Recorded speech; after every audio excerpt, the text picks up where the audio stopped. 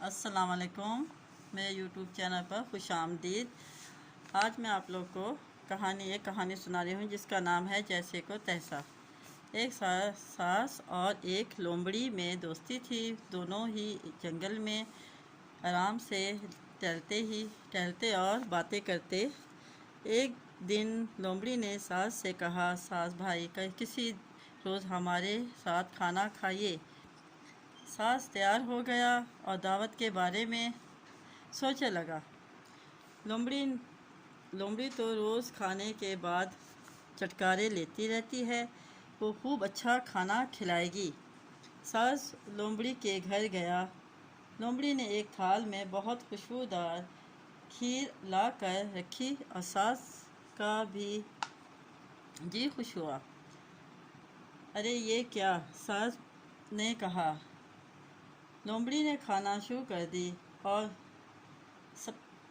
Super کھیر تھالی میں سے زبان سے چاٹنے لگی اور ساس سے کہتی جاتی، بھائی آپ بھی تو کھائیے، دیکھیے کیسے مزے کی کھیر ہے۔ دیکھتے ہی دیکھتے اس نے تھالی صاف کر دی اور ساس بھوکا ہی رہ گیا۔ لومڑی نے مسکرا کر پوچھا، ساس بھائی کھیر کیسی تھی؟ ساس کچھ نہ بولا اور چپ چاپ اپنے گھر چلا گیا۔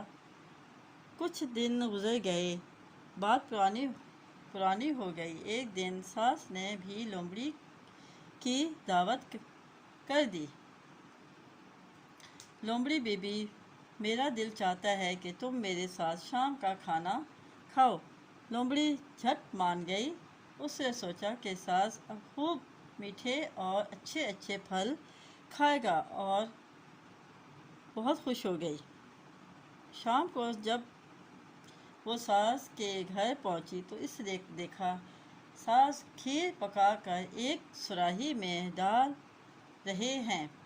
لومڑی پہنچی تو ساس نے کہا، آئیے مزیدار کھانا کھائیے۔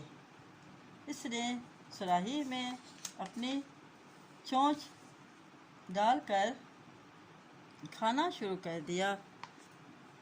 لومڑی کھیر کی خوشبو سونگھتی رہ گئی اور صراحی کو اوپر سے چاٹتی رہی۔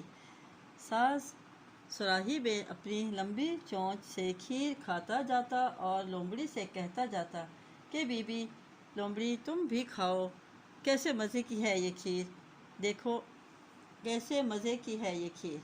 دیکھتے ہی دیکھتے اس نے صراحی خالی کر دی اور پھر مسکرا کر بولا، دعوت میں آنے کا بہت بہت شکریہ۔